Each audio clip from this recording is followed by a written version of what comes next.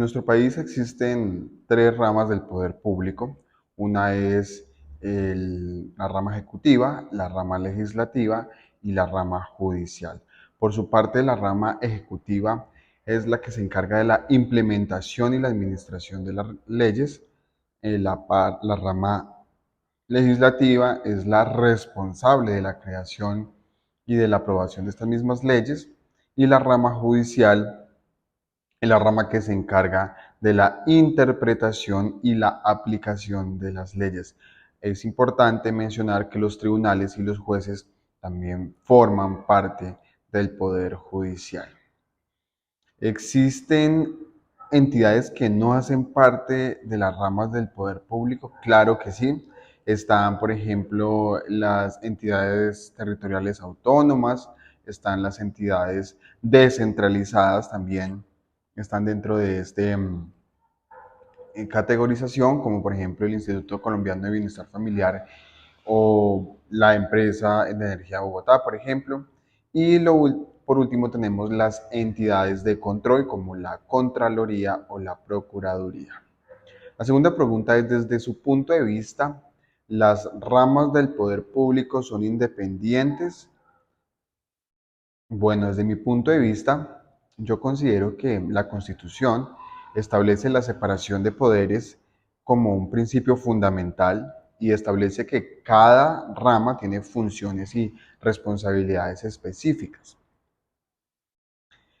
Pero sí veo que en la práctica, eh, pues es, digamos, importante tener en cuenta que la independencia plena entre las ramas del poder público puede verse afectada por diferentes factores, como la influencia política, por ejemplo, o los intereses de algún partido, o la falta de control efectivo. Mm, un ejemplo de ello puede ser la elección del contralor. Para mí, un ejemplo es la elección del contralor o el procurador, porque si bien son ramas distintas, una elige a la otra, pero la terna es enviada por el presidente. Entonces, la terna de candidatos. Entonces, sí considero que ahí hay cierta favorabilidad con este tema y pues que en ese momento no se están separando como deberían separarse. ¿Qué entidades integran los entes de control? Bueno, los entes de control están integrados por la Contraloría General, el Ministerio Público, la Procuraduría General de la Nación y la Defensoría del Pueblo. ¿Existen órganos legislativos en los departamentos y en los municipios? Sí, no y por qué. Claro que sí existen. En el caso de los departamentos, la Constitución Nacional le permite la creación de asambleas departamentales, que son órganos legislativos encargados de ejercer funciones legislativas y de control político a nivel departamental.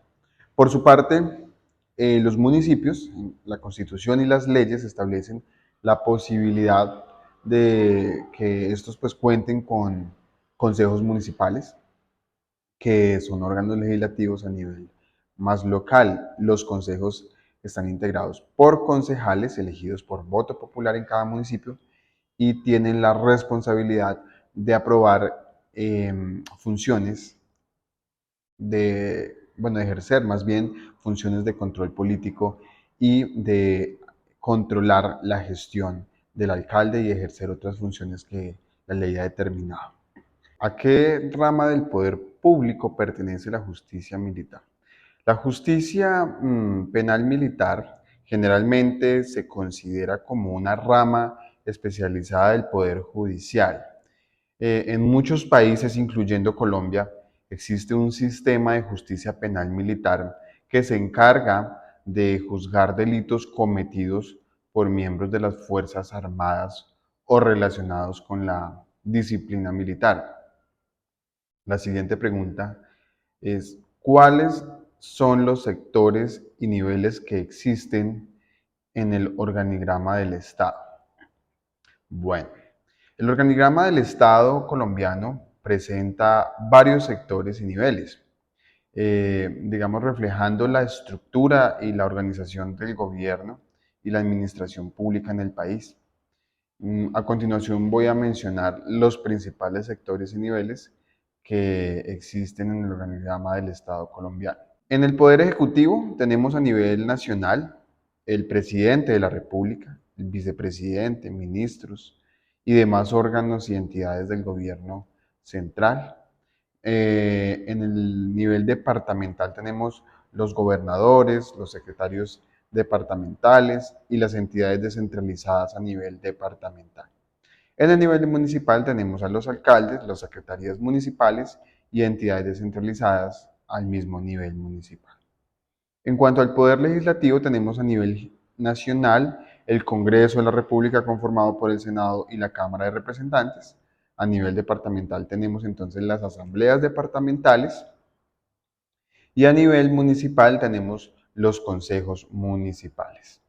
Bien, el Poder Judicial a nivel nacional tenemos la Corte Suprema de Justicia, tenemos Consejo de Estado, el Consejo Superior de la Judicatura y demás tribunales y juzgados de jurisdicción nacional.